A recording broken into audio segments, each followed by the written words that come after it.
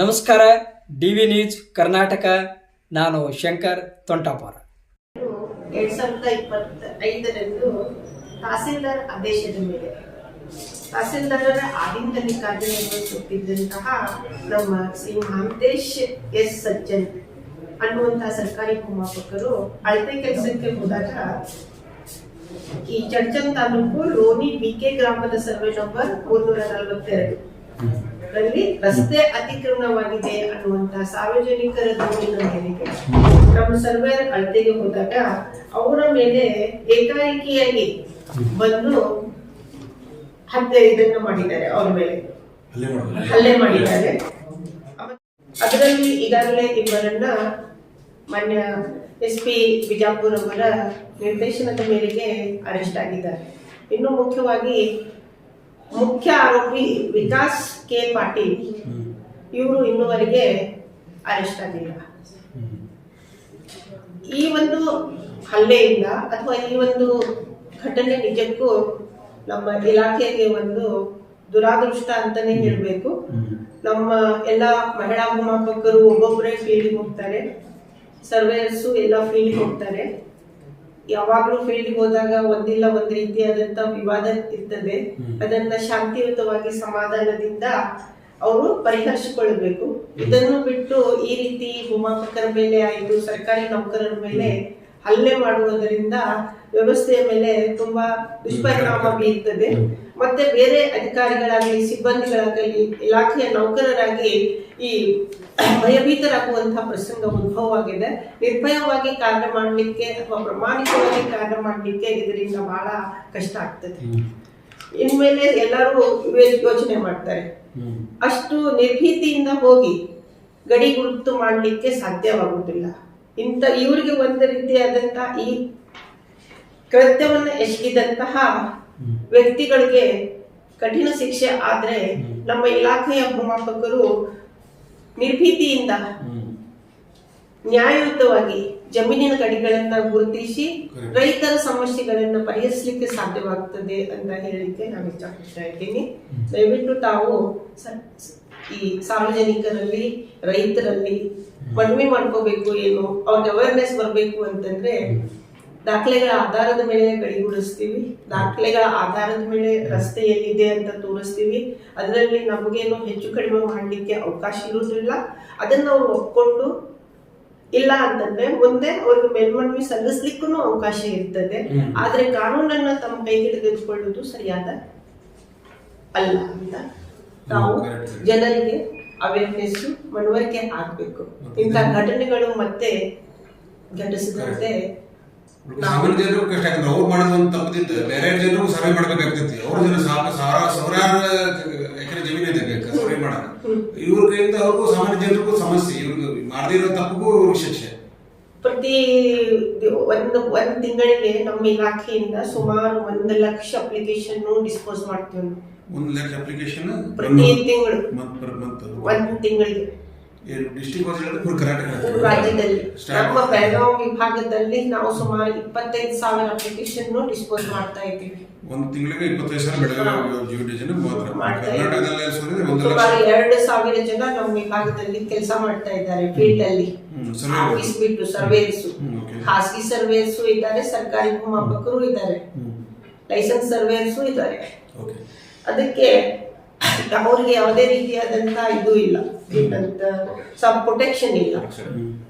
ಮತ್ತೆ ಈಗ 33% ಗಿಂತ ಜಾಸ್ತಿ ಸರ್ವೇರ್ಸ್, ಮಹಿಳಾ ಸರ್ವೇರ್ಸ್ ಫೀಲ್ಡ್ ಹೋಗ್ತಾ ಇದ್ದಾರೆ. ಪ್ರೊಟೆಸ್ಟ್ ಮಾಡಿ ಜಿಲ್ಲಾಧಿಕಾರಿ ಮತ್ತು ಪೊಲೀಸ್ ವರಿಷ್ಠಾಧಿಕಾರಿ ಮನವಿ ಸಲ್ಲಿಸಿದ್ದಾರೆ. ಆ ಟೈಮ್ನಲ್ಲಿ DC ಅವರು ಹೇಳಿದ್ದಾರೆ, 2 ಆರೋಪಿಗಳನ್ನ ಅರೆಸ್ಟ್ ಮಾಡಿದ್ದೀವಿ, ಇಬ್ಬರು ಆರೋಪಿಗಳು ಅರೆಸ್ಟ್ ಮಾಡ್ತೀವಿ. ನಮ್ಮ ಸರ್ಕಾರಿ ನೌಕರರು ಯಾರೋ ಯಾವುದೇ ರೀತಿ ಹೆದರುವ ಅವಶ್ಯಕತೆ ಇಲ್ಲ, ನಾವು ನಿಮಗೆ ಭದ್ರತೆ ಕೊಡ್ತೀವಿ, ನೀವು ನಿರ್ಭೀತರಾಗಿ ನೀವು ಸೇವೆ ಸಲ್ಲಿಸ್ತಾರೆ. ಇಲ್ಲ, ಜಿಲ್ಲಾಡಳಿತ ಆಗಲಿ ಪೊಲೀಸ್ ಇಲಾಖೆ ಆಗಲಿ ನಮ್ಮ ಒಂದು ಕೋರಿಕೆಯನ್ನ ಮನವಿಯನ್ನ ಮನ್ನಿಸಿ ನಮ್ಗೆ ಅವ್ರು ಸಪೋರ್ಟ್ ಕೊಟ್ಟಿದ್ದಾರೆ. ಮತ್ತೆ ಆರೋಪಿಗಳನ್ನ ಬಂಧಿಸ್ಲಿಕ್ಕೇನು ಅವರು ಕೂಡಲೇ ಇದಾಗಿದ್ದಾರೆ. ಈಗಾಗಲೇ 2 ಆರೋಪಿಗಳನ್ನು ಕೂಡ ಅವರು ಬಂಧಿಸಿದ್ದಾರೆ. ನಮ್ಗೆ ಎಲ್ಲಾ ಇಲಾಖೆಯವರು ಸಪೋರ್ಟ್ ಮಾಡಿದ್ದಾರೆ. ನಾವು ರಾತ್ರಿನೇ ತಹಸೀಲ್ದಾರ್ಗೆ ಎಸಿ ಅಂತ ಮಾತಾಡಿದ್ದೀವಿ. ನಮ್ಮ ಸನ್ಮಾನ್ಯ ಆಯುಕ್ತರು ಕೂಡ SP ಅವ್ರ ಜೊತೆ DC ಅವ್ರ ಜೊತೆ ಮಾತಾಡಿದ್ದಾರೆ. ಮತ್ತೆ ಭೂಮಾಪಕರಿಗೂ ನಾವು ವೈಯಕ್ತಿಕವಾಗಿ ಮಾತಾಡಿ ಅವ್ರಿಗೆ ಮಾನಸಿಕವಾಗಿ ಯಾವುದೇ ರೀತಿಯಾದಂತೆ ಕುಗ್ಗದಂತೆ ನಾವು ಅವ್ರ ಮೇಲೆ ಅವ್ರಿಗೆ ಏನು ಸಪೋರ್ಟ್ ಬೇಕು, ವೈಯಕ್ತಿಕವಾಯಿತು ಅವ್ರಿಗೆ ಹೆಲ್ತ್ ಡಿಪಾರ್ಟ್ಮೆಂಟ್ ಇಂದ ಏನ್ ಸಪೋರ್ಟ್ ಬೇಕು ಎಲ್ಲಾನು ನಾವು ಕೊಡಿಸ್ಲಿಕ್ಕೆ ಎಲ್ಲ ನಮ್ಮ ಸರ್ವೇಯರ್ಸ್ ಅಸೋಸಿಯೇಷನ್ ಅವರು ಎಲ್ಲಾ ರೀತಿಯಿಂದ ಅವರಿಗೆ ಸಹಾಯವನ್ನ ಒದಗಿಸಿದ್ದಾರೆ.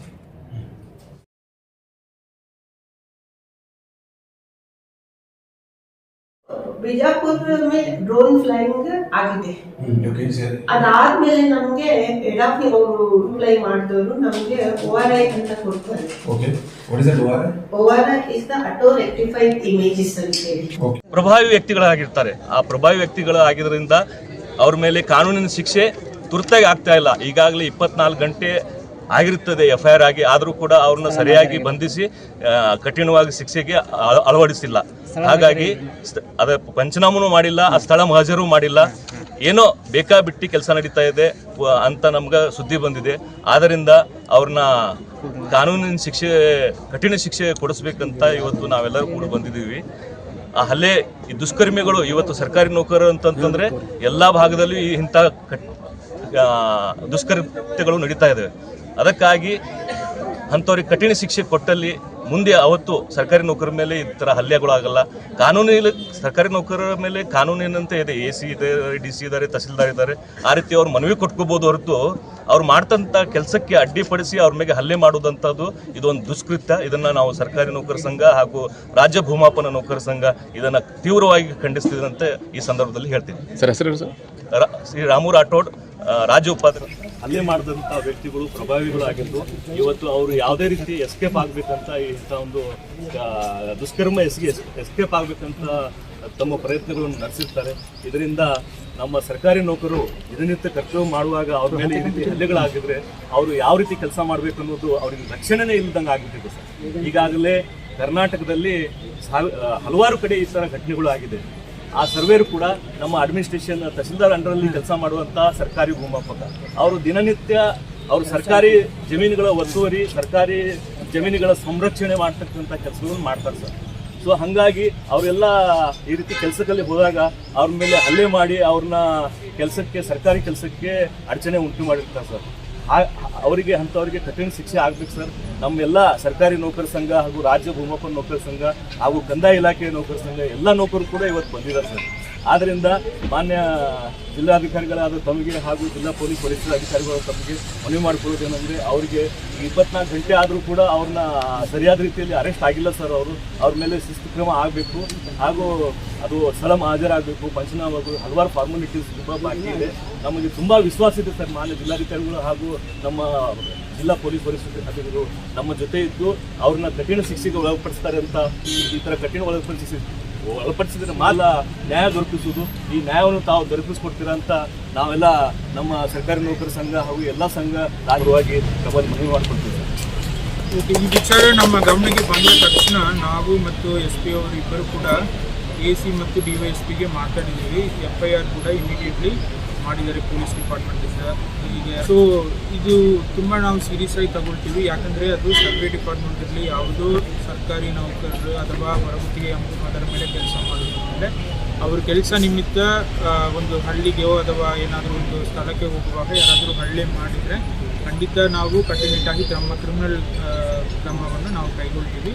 ಸೊ ಸರ್ಕಾರಿ ನೌಕರರು ಯಾವುದು ಭಯ ಇಲ್ಲದೆ ಕೆಲಸ ಮಾಡೋಕ್ಕೆ ನಾವು ಖಂಡಿತ ನಮ್ಮ ಒಂದು ಧೈರ್ಯ ಮತ್ತು ಒಂದು ಸಹಕಾರವನ್ನು ನಿಮ್ಮೆಲ್ಲರಿಗೂ ನಾವು ಮೇಲಧಿಕಾರಿಗಳು ಕೊಡ್ತೀವಿ.